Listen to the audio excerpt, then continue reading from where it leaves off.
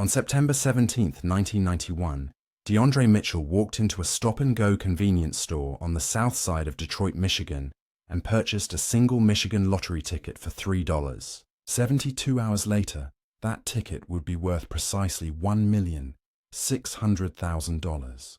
DeAndre Mitchell, a 43-year-old assembly line worker at the Ford River Rouge complex, had just become one of the wealthiest men in his neighborhood. He would be dead within 4 years.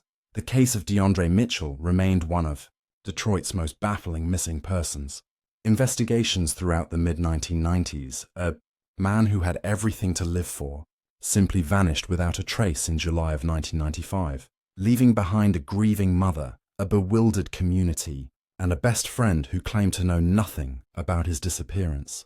The mystery consumed investigators for years, with leads going nowhere and theories multiplying like weeds in an abandoned lot. It wasn't until 1999, when a routine construction project unearthed something horrifying beneath a warehouse floor on Detroit's east side, that the terrible truth finally came to light. The man DeAndre Mitchell had trusted most in the world, his childhood friend Jerome Caldwell, had orchestrated one of the most callous and calculated murders in the city's history, all for a share of money that was never truly his to begin with. Before we dive deeper into this incredible story, let us know in the comments where you're watching from. We'd love to hear from you, and don't forget to hit that subscribe button so you never miss any of our upcoming videos. DeAndre Mitchell grew up in the Brewster Douglas housing projects on Detroit's Near East Side during the 1950s and 60s. He was the middle child of 3 boys, raised by his mother Loretta Mitchell after his father disappeared when DeAndre was just 7 years old. Loretta worked double shifts as a nurse's aide at Detroit Receiving Hospital, often leaving DeAndre and his brothers in the care of neighbors or relatives. Despite the hardships, DeAndre was known as a good kid, someone who stayed out of trouble in a neighborhood where trouble was easy to find. He graduated from Cass Technical High School in 1966 and immediately went to work at the Ford plant, following in the footsteps of thousands of black men who found stable, union-protected employment in Detroit's automotive industry. For 25 years, DeAndre Mitchell lived a life of quiet routine. He worked the second shift at River Rouge, operating heavy machinery in the steel mill where temperatures regularly exceeded 100 degrees. He never married, though he had a serious girlfriend in his 20s who moved to California and never returned. He lived in a modest 2-bedroom house on Mack Avenue that he purchased in 1979, keeping the lawn trimmed and the paint fresh. His neighbors described him as friendly but private, someone who waved from his porch but rarely attended block parties or community gatherings. He sent money to his mother every month without fail. He attended New Bethel Baptist Church most Sundays. He saved his money carefully, dreaming of an early retirement that would never come. The one constant in DeAndre's life, the single relationship that defined him beyond his work and his obligations, was his friendship with Jerome Caldwell. The two men had known each other since elementary school, having grown up in the same housing project, played on the same basketball courts, and navigated the same dangerous streets. Jerome was everything DeAndre was not. Where DeAndre was reserved and cautious, Jerome was charismatic and bold. Where DeAndre saved every dollar, Jerome spent freely, always dressed in expensive clothes, despite working a series of low-paying jobs.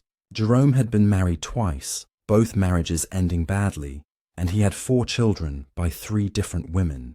He lived in a rental house on the west side, constantly behind on payments, constantly scheming for the next big opportunity.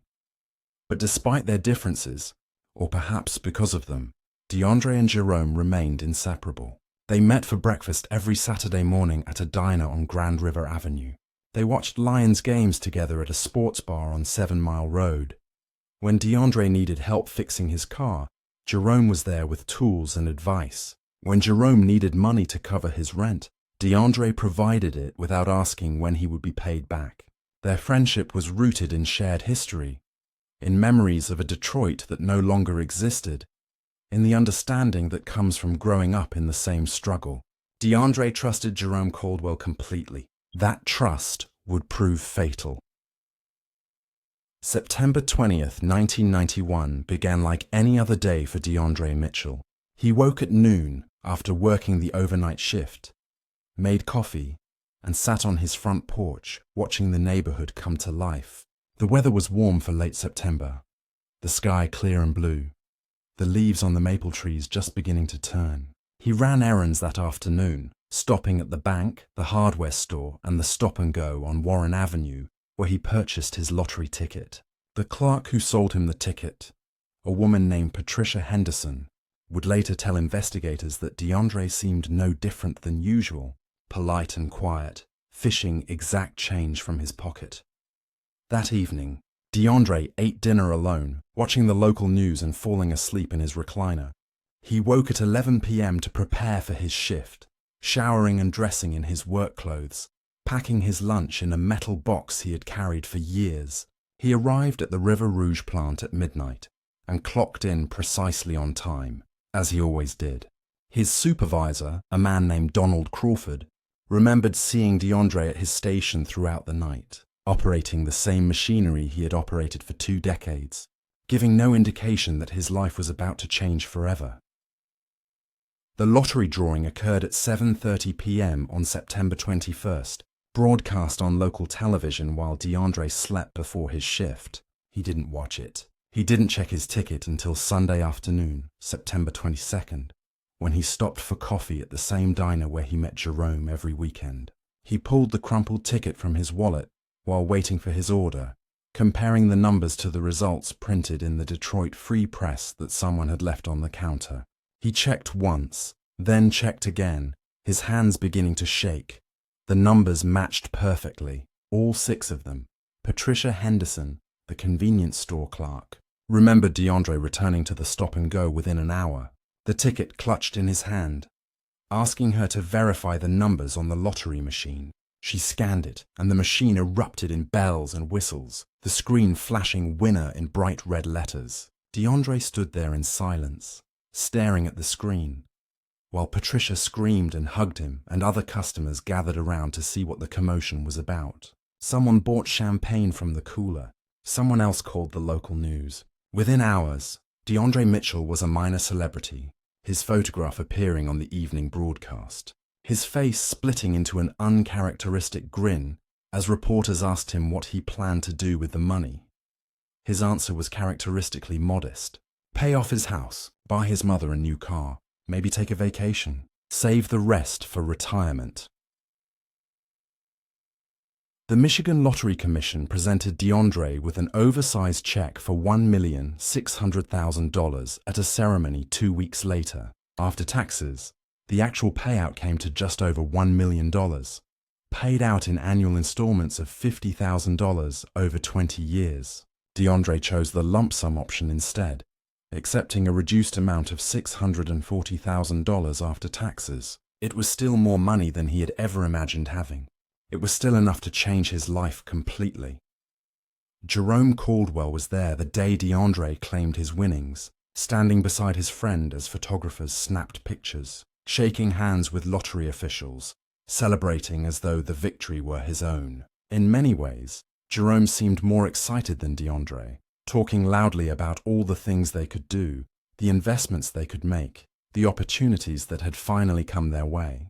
DeAndre smiled and nodded but said little.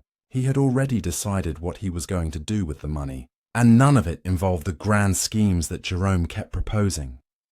The first thing DeAndre did was hire a financial advisor, a black accountant named Robert Chambers who operated a small firm in downtown Detroit. Chambers advised DeAndre to invest conservatively, putting the majority of his winnings into a diversified portfolio of mutual funds and bonds, keeping enough liquid cash for immediate needs and emergencies. DeAndre followed this advice meticulously. He paid off his mortgage, finally owning his house outright after 12 years of payments. He bought his mother a new Cadillac sedan, presenting her with the keys at Sunday dinner while she cried and thanked the Lord. He donated $10,000 to New Bethel Baptist Church. He put $20,000 in a savings account for emergencies. The rest, approximately $550,000, went into investments that Robert Chambers managed on his behalf. DeAndre continued working at the Ford plant, unchanged by his sudden wealth, still clocking in for the second shift, still operating the same machinery. His co-workers were surprised. They asked why he didn't quit, why he didn't move to a better neighborhood, why he didn't live it up the way lottery winners were supposed to. DeAndre's answer was always the same. He liked his routine. He liked his work. The money was for the future, not for showing off. But Jerome Caldwell saw things differently. In the months following DeAndre's win, Jerome became increasingly insistent that his friend was wasting an incredible opportunity. He showed up at DeAndre's house with business proposals, investment opportunities, schemes that ranged from opening a bar to buying rental properties to investing in a cousin's record label. Every idea required DeAndre's money, and every idea promised massive returns. DeAndre listened politely but always declined, explaining that his money was already invested, that Robert Chambers was handling everything, that he was comfortable with his conservative approach. This dynamic created tension in a friendship that had survived decades without serious conflict. Jerome became resentful, feeling entitled to benefit from DeAndre's windfall after years of friendship. He began making comments about how DeAndre had changed, how he was being selfish, how he had forgotten where he came from. DeAndre, for his part, tried to maintain the friendship while setting boundaries. But the strain was evident to those who knew them both. The Saturday morning breakfasts became less frequent. The phone calls grew shorter. By the summer of 1992, people who knew them noticed that something had fundamentally shifted in the relationship between DeAndre, Mitchell, and Jerome Caldwell. What no one knew at the time was that Jerome Caldwell's financial situation had become desperate. In March of 1992, he was evicted from his rental house for non-payment. He moved into a one-bedroom apartment in a building on Joy Road that smelled of mildew and neglect. His car was repossessed in May. He owed child support to 2 different women, and the state of Michigan was garnishing his wages from his job at a warehouse on the city's east side. He owed money to people in the neighborhood, the kind of people who didn't forget debts and didn't accept excuses. Jerome Caldwell was drowning, and the life preserver he saw floating just out of reach was his best friend's lottery winnings. In the fall of 1992, Jerome began formulating a plan. It started as a fantasy, a dark thought that he entertained during sleepless nights in his shabby apartment. What if something happened to DeAndre? What if DeAndre had an accident? DeAndre had no wife, no children. His mother was elderly.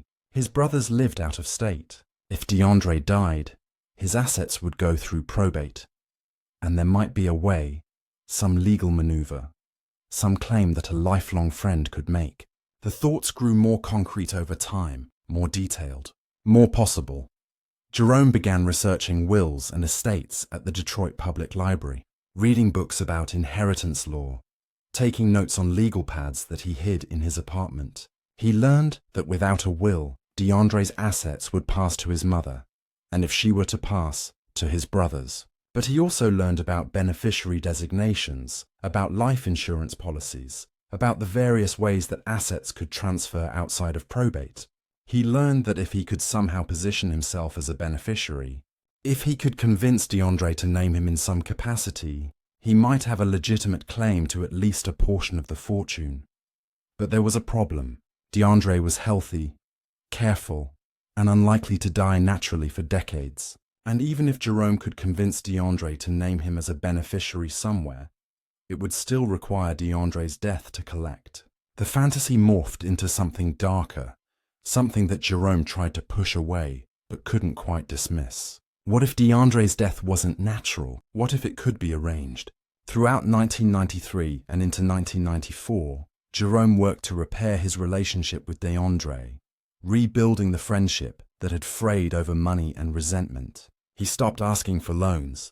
He stopped pitching investment schemes. He became the friend he had been before the lottery win, reliable and supportive, showing up when DeAndre needed help, calling just to check in, suggesting they return to their Saturday morning breakfast tradition. DeAndre, who had never wanted the rift in the first place, welcomed the reconciliation.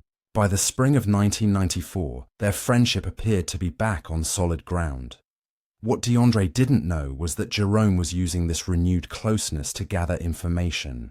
He learned that DeAndre still had no will, that he had never gotten around to formal estate planning beyond his investment accounts. He learned that DeAndre kept detailed financial records in a filing cabinet in his basement, including account numbers, passwords, and contact information for Robert Chambers. He learned DeAndre's daily routine, his work schedule, his habits and patterns. He learned that DeAndre often mentioned feeling tired, joking about retiring early, about leaving Detroit for somewhere warmer. In December of 1994, Jerome Caldwell made a decision. He would kill his best friend and take the money that should have been his all along. The plan he developed over the following months was simple but effective. He would make DeAndre disappear, stage it to look like DeAndre had left town voluntarily, perhaps to start a new life elsewhere. Without a body, without evidence of foul play, the investigation would eventually go cold.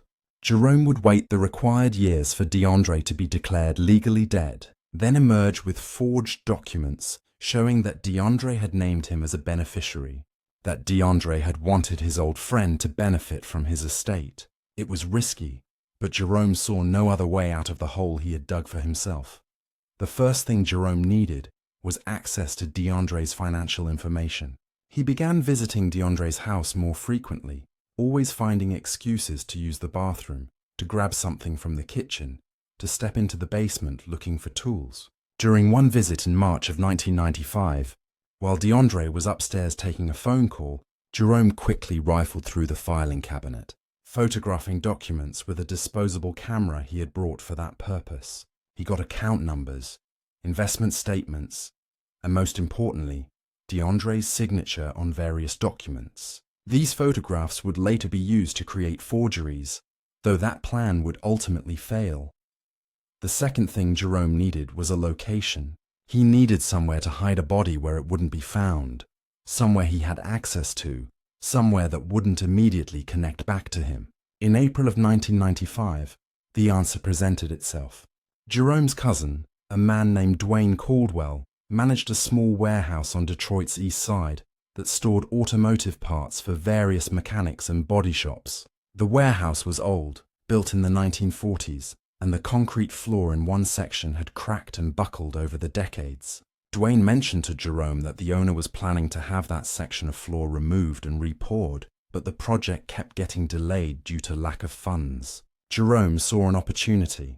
He volunteered to help Dwayne with maintenance around the warehouse, showing up on weekends to sweep, organize inventory, and make minor repairs. He familiarized himself with the building's layout, noted which areas had cameras and which didn't, identified the section of damaged floor that would eventually need to be replaced. He borrowed Dwayne's keys several times, on the pretext of dropping off supplies or checking on something, and had duplicates made at a hardware store on 8 Mile Road. By May of 1995, Jerome Caldwell had unsupervised access to the warehouse whenever he needed it. The third and final thing Jerome needed was a plausible way to get DeAndre alone, somewhere private, at a time when no one would miss him immediately. This proved to be the easiest part. DeAndre had been talking about taking a vacation, about driving down to Florida to visit a cousin in Tampa. He had requested 2 weeks off from the Ford plant starting July 15th, 1995. Jerome encouraged this plan, suggesting they take a road trip together, just the two of them, like old times. DeAndre was hesitant at first, but Jerome was persuasive, offering to split gas and hotel costs, promising it would be an adventure. Eventually, DeAndre agreed. They would leave on Saturday, July 15th, driving DeAndre's 1988 Honda Accord, taking their time on the journey south. DeAndre told his mother about the trip.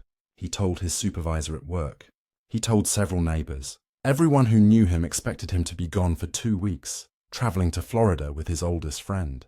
It was the perfect cover for what Jerome had planned. July 14th, 1995 was a Friday. DeAndre worked his final shift before vacation, clocking out at 8 a.m. on Saturday morning. He went home, showered, and packed his bags. He called his mother to say goodbye, reminding her that he would be gone for 2 weeks, but would call when he arrived in Tampa. He watered his plants, turned down his thermostat, and set his lights on timers. Everything suggested a man preparing for a normal vacation. Jerome Caldwell arrived at DeAndre's house at 10 a.m. on July 15th. Neighbors saw them loading bags into DeAndre's Honda, saw them laughing and talking, saw them pull away from the curb heading south. It was the last time anyone who cared about DeAndre Mitchell would see him alive. They didn't drive to Florida. Instead, Jerome directed DeAndre to stop at the warehouse on Detroit's east side, claiming he needed to pick up something for the trip. It was a Saturday morning, and the warehouse was empty, the surrounding industrial area deserted. DeAndre pulled into the parking lot, complaining mildly about the detour, but not suspicious. He had no reason to be suspicious. This was his best friend, the person he trusted most in the world. They entered the warehouse through a side door. Jerome claimed he needed help moving something heavy, leading DeAndre toward the back of the building where the damaged concrete floor buckled and cracked. The interior of the warehouse was dim, lit only by sunlight filtering through dirty windows high above. The air smelled of motor oil and dust. Their footsteps echoed in the cavernous space. Jerome had prepared carefully. Hidden behind a stack of old tires was a length of steel pipe, 2 feet long and heavy enough to kill with a single well-placed blow. He had worn gloves. He had brought plastic sheeting and duct tape. He had brought a shovel and bags of quicklime purchased from a garden supply store. Everything was ready. DeAndre never saw it coming. He was bent over, examining something Jerome had pointed out on the floor. When Jerome picked up the pipe and swung it with all his strength, connecting with the back of DeAndre's skull with a sound like a branch snapping, DeAndre collapsed instantly, unconscious before he hit the concrete. Jerome stood over him, breathing hard, the pipe still in his hand, watching for any sign of movement. There was none. He struck twice more to be certain, the pipe rising and falling in the dusty silence of the warehouse. Blood pooled on the concrete, dark and spreading. DeAndre Mitchell, lottery winner, loyal friend, devoted son, was dead at 47 years old, murdered by the person he trusted most. Jerome worked quickly, wrapping DeAndre's body in plastic sheeting and securing it with duct tape. The body was heavy, and Jerome struggled to drag it across the warehouse floor to the section where the concrete had buckled. He had brought a sledgehammer and a pickaxe, and he spent the next 3 hours breaking through the damaged concrete, creating a hole roughly 6 feet long, 3 feet wide, and 4 feet deep. The physical labor was exhausting, and Jerome had to stop several times to rest, his clothes soaked with sweat, his hands blistering despite the gloves. He placed DeAndre's body in the hole, positioning it carefully, then covered it with quicklime to speed decomposition and mask any odor. He shoveled the broken concrete and dirt back over the body, tamping it down, smoothing it as best he could. When he finished, the floor looked only slightly more disturbed than it had before, and in the dim light of the warehouse, the fresh disturbance was barely noticeable among the existing cracks and damage. Jerome cleaned up meticulously, gathering the tools, the remaining plastic sheeting, anything that might constitute evidence. He wiped down surfaces he might have touched. He used bleach to scrub the blood from the concrete where DeAndre had initially fallen. By the time he finished, it was late afternoon. He was exhausted, shaking from adrenaline and horror at what he had done, but he forced himself to focus. The hard part was done. Now he had to make DeAndre disappear convincingly. He drove DeAndre's Honda to a parking lot near Detroit Metropolitan Airport, wiping down the steering wheel and door handles, leaving the keys in the ignition. He had already removed DeAndre's luggage, which he would dispose of later. The plan was to make it look like DeAndre had abandoned his car and caught a flight somewhere, perhaps deciding to start a new life far from Detroit. It was a thin story, but Jerome hoped it would buy him time. He took a taxi back to the warehouse, collected his own car, and drove home. He burned DeAndre's luggage and personal items in a barrel behind his apartment building that night. Watching the flames consume clothes and photographs and everything that might connect him to the murder, he felt nothing. The friend he had known since childhood was dead, buried under concrete, and Jerome Caldwell felt only relief that the first phase of his plan had succeeded. The next day, Sunday, July 16th, Jerome began establishing his alibi. He drove to Toledo, Ohio, checking into a cheap motel and paying cash, keeping the receipt. He spent 2 days there, visiting tourist attractions, making sure he was seen and remembered. When he returned to Detroit on Tuesday, he began calling DeAndre's house, leaving concerned messages on the answering machine. Where was DeAndre? They were supposed to take a trip together. Had he changed his mind? Jerome wanted to establish that he had expected to go to Florida with DeAndre, that he was surprised and confused by DeAndre's absence. On Thursday, July 20th, when DeAndre still hadn't called his mother or appeared at work, Loretta Mitchell filed a missing persons report with the Detroit Police Department. She told investigators that her son had planned to drive to Florida with his friend Jerome Caldwell, that he should have called days ago, that this wasn't like him. The police interviewed Jerome, who played his part perfectly.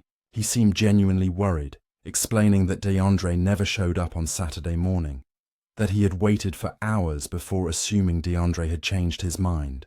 He showed them the receipts from Toledo, evidence that he had gone on vacation alone when DeAndre stood him up. The discovery of DeAndre's Honda at the airport seemed to support Jerome's story.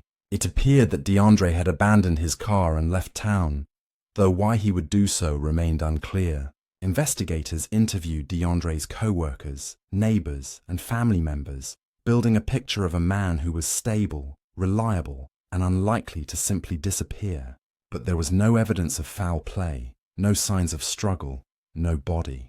DeAndre Mitchell had simply vanished. The investigation continued throughout the summer and fall of 1995, but leads were scarce. Detectives checked flight records and found no evidence that DeAndre had boarded a plane. They checked his bank accounts and found no unusual activity. His investment accounts remained untouched. His house sat empty, the plants he had watered slowly dying in the summer heat. Loretta Mitchell appeared on local news programs, pleading for information about her son, offering a reward for any tips that might lead to finding him. The story made headlines for a few weeks, then faded as other crimes and tragedies claimed the public's attention.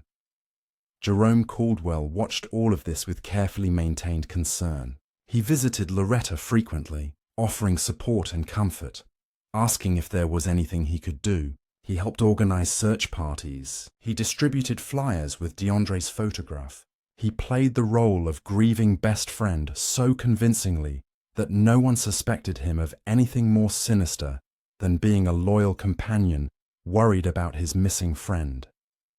But privately, Jerome was planning his next move. He knew he had to wait years before he could make any claim on DeAndre's estate, but he began laying groundwork, telling people that DeAndre had once mentioned wanting to take care of him if anything ever happened, that they had discussed Jerome receiving something in the event of DeAndre's death. It was a subtle campaign, planting seeds that might grow into something useful later. The waiting proved more difficult than Jerome had anticipated. He had expected to feel liberated after DeAndre's death, to feel that his financial problems were solved. But the reality was different. He still had no access to the money. He was still broke, still behind on bills, still dodging creditors. And now he had the added burden of maintaining his facade, of pretending to mourn a man he had murdered. The stress began to show. He lost weight. He developed insomnia. He started drinking heavily, trying to quiet the thoughts that plagued him in the early morning hours. By 1996, the police investigation into DeAndre's disappearance had effectively stalled. Detective Raymond Foster, the lead investigator, kept the case file open, but had no new leads to pursue. The prevailing theory within the department was that DeAndre had staged his own disappearance, though no one could explain why a man with over $500,000 in investments would abandon his life. Some speculated he had gambling debts or secret problems no one knew about. Others thought he might have suffered a mental health crisis. A few, including Detective Foster, suspected foul play, but had no evidence to support that theory. Jerome continued his life, working his warehouse job, maintaining contact with Loretta Mitchell, waiting for the years to pass so he could make his move on DeAndre's estate. He had consulted with a lawyer in 1997, using a fake name, asking about the process for declaring someone legally dead. He learned that in Michigan, a person could be declared dead after 7 years of absence, or earlier if there was sufficient evidence of death. 7 years meant 2002. That seemed like an eternity away. But fate and incompetence would intervene in ways Jerome never anticipated. In March of 1999, the owner of the warehouse where DeAndre's body lay, buried, finally secured funding to renovate the building. The plan was to remove and replace the entire section of damaged concrete floor, creating a level surface for better storage organization. The owner hired a small construction company owned by two brothers, Thomas and William Reynolds, who specialized in concrete work. On the morning of March 23, 1999, Thomas and William Reynolds arrived at the warehouse with a concrete saw, jackhammers, and a small excavator. They began cutting and removing the damaged concrete in sections, loading the broken pieces into a dumpster. They had removed about half the floor when William Reynolds, operating the excavator, noticed something in the dirt beneath the concrete. At first, he thought it was a roll of old carpet or tarp. He climbed down from the excavator for a closer look. It was plastic sheeting, grey and deteriorated, wrapped around something large. William called to his brother, and together they carefully uncovered more of the plastic. Through a tear in the sheeting, they could see fabric. Beneath the fabric, they could see bone. The Reynolds brothers immediately stopped work and called 911. Detroit police arrived within 15 minutes, followed shortly by medical examiners and forensic teams. The warehouse was cordoned off as a crime scene. Over the next 6 hours, investigators carefully excavated the remains from beneath the concrete floor, photographing every stage of the process, collecting evidence, documenting everything. The body was badly decomposed, reduced to mostly skeletal remains, but it was clearly human, clearly an intentional burial, clearly murder. The remains were transported to the Wayne County Medical Examiner's office, where Dr. Sarah Kim, the chief forensic pathologist, began the process of identification. Despite the decomposition, certain factors aided identification. The victim was an adult black male, approximately 5 feet 10 inches tall. Dental records would provide definitive identification. But even before those came back, investigators had a strong suspicion who they had found. Detective Raymond Foster, who had never closed the DeAndre Mitchell case, was contacted within hours. The location of the body, the timeline, the circumstances all pointed to one conclusion. This was DeAndre Mitchell. Dental records confirmed it 3 days later. The remains found beneath the warehouse floor were definitively those of DeAndre Mitchell, missing since July 15, 1995 lottery winner, murdered and buried like trash. Dr. Kim's examination revealed the cause of death: massive blunt force trauma to the skull, consistent with being struck multiple times with a heavy object.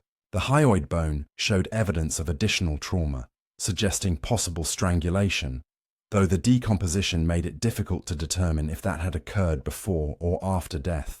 What was clear was that DeAndre Mitchell had been murdered with extreme violence, then deliberately hidden. The investigation shifted immediately from missing persons to homicide. Detective Foster assembled a task force, pulling together his original case files, reviewing every interview, every lead, every theory. And very quickly, attention focused on Jerome Caldwell. He had been the last person scheduled to see DeAndre alive. He had access to the warehouse where the body was found through his cousin Dwayne. He had a clear financial motive. The pieces began falling into place. On March 30th, 1999, Detective Foster brought Jerome Caldwell in for questioning. Jerome maintained his innocence, sticking to his story that DeAndre had never shown up for their planned trip, that he had no idea what had happened to his friend. But investigators noticed his nervousness, the way his hands shook, the way his story had small inconsistencies. They obtained a warrant to search Jerome's apartment and his car. The search yielded crucial evidence. In a box in Jerome's closet, investigators found several disposable cameras undeveloped. When the film was processed, It contained photographs of documents from DeAndre's filing cabinet, including account numbers and signatures. Also in the closet were papers showing Jerome's attempts to forge DeAndre's signature, practice sheets where he had traced DeAndre's name dozens of times, trying to perfect the forgery. These documents made Jerome's intent crystal clear. Further investigation revealed that Jerome had purchased plastic sheeting, duct tape, and quicklime from various stores around Detroit in early July 1995, all paid for in cash, but store records and occasional security footage confirmed the purchases. Employees at 2 stores identified Jerome from photographs.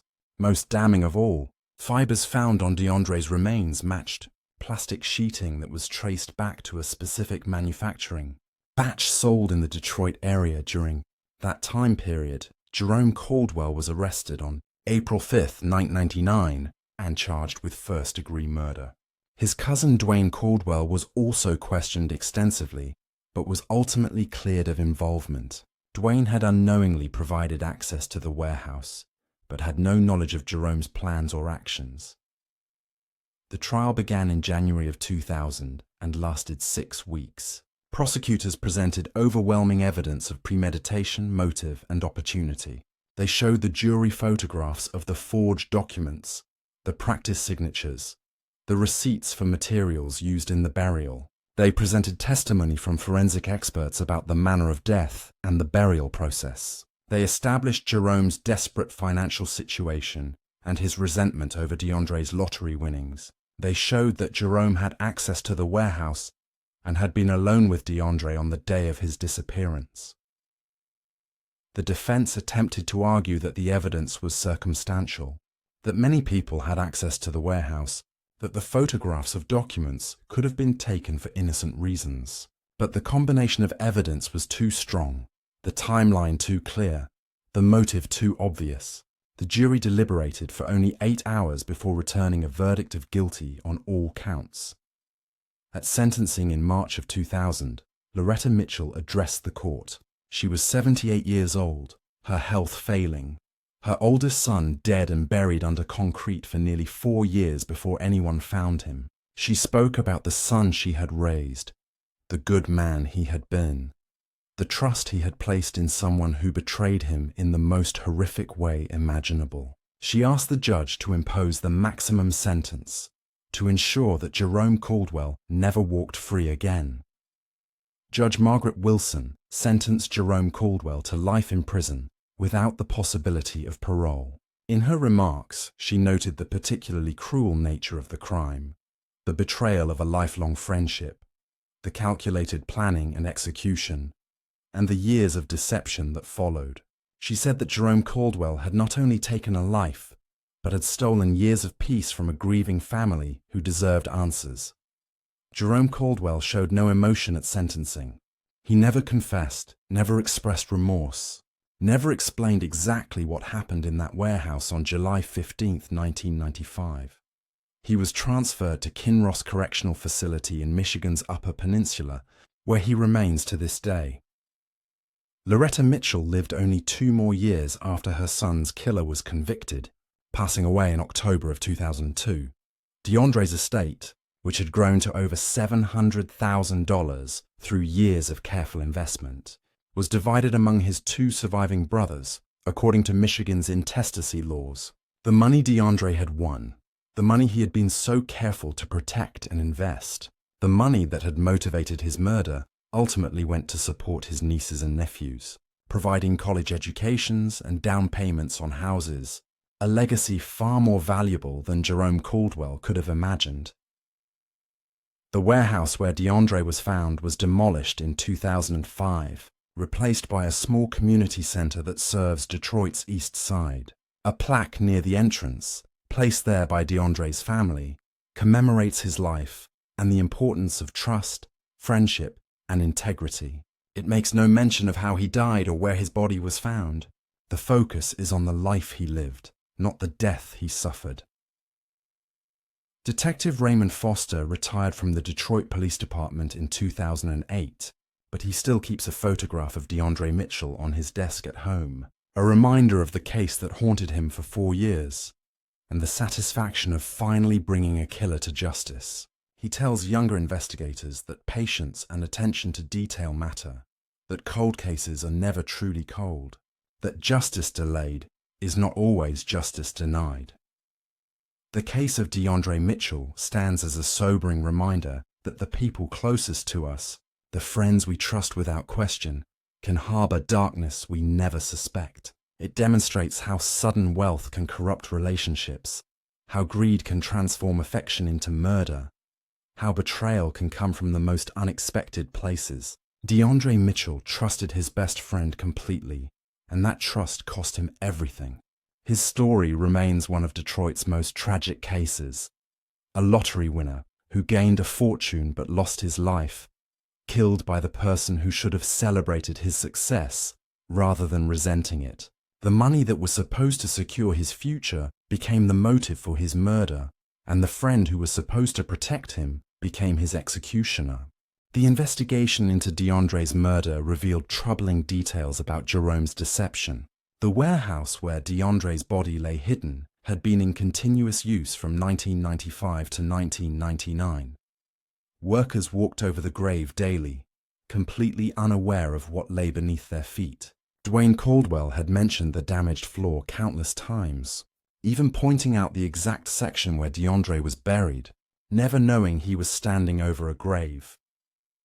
The psychological profile developed by FBI behavioral analysts painted Jerome Caldwell as a classic narcissist who believed himself entitled to things he hadn't earned. According to Dr. Patricia Monroe, a forensic psychologist who evaluated Jerome for the trial, he displayed no genuine empathy and saw people primarily as resources to be exploited. His relationship with DeAndre was parasitic in nature. When DeAndre refused to fund Jerome's schemes, Jerome experienced this as a betrayal rather than a reasonable boundary. By the time Jerome committed the murder, he had rationalized it completely, transforming himself from perpetrator to victim in his own mind. This explained his ability to comfort DeAndre's mother while knowing exactly what had happened, to distribute missing person flyers while having personally created the absence he was pretending to investigate. The broader impact of DeAndre Mitchell's murder extended beyond the immediate tragedy. The Michigan Lottery Commission implemented new protocols for major winners, including mandatory financial counseling and information about estate planning and security measures. DeAndre's story features prominently in their materials, a cautionary tale about trust and vulnerability. Loretta Mitchell never fully recovered from learning how her son died. She had welcomed Jerome into her home countless times after DeAndre's disappearance, accepted his comfort and support, believed his performance of friendship and concern. Learning that he had murdered her son, then attended church services where they prayed for DeAndre's safe return, created a trauma layered on top of her existing grief. She told her pastor that if Jerome could do what he did after a lifetime of friendship, then anyone was capable of anything. The investigation files revealed near misses that might have solved the case earlier. In November 1996, a warehouse worker reported a strange smell coming from the floor area where DeAndre was buried, but the manager attributed it to chemicals and no further investigation occurred. In August 1997, Jerome got drunk at a bar and made vague, troubling comments about how friendship doesn't mean anything, how people take what's theirs. The patron mentioned it to friends, but never reported it to police. In prison, Jerome Caldwell maintained his innocence for the first 5 years, filing multiple appeals that were uniformly denied. In 2005, he experienced a mental breakdown, found crying in his cell and saying DeAndre's name repeatedly.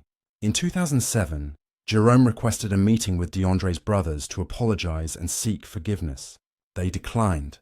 Their mother had died still trying to understand how someone could do what Jerome did, and they saw no value in giving him an opportunity to relieve his conscience at their expense.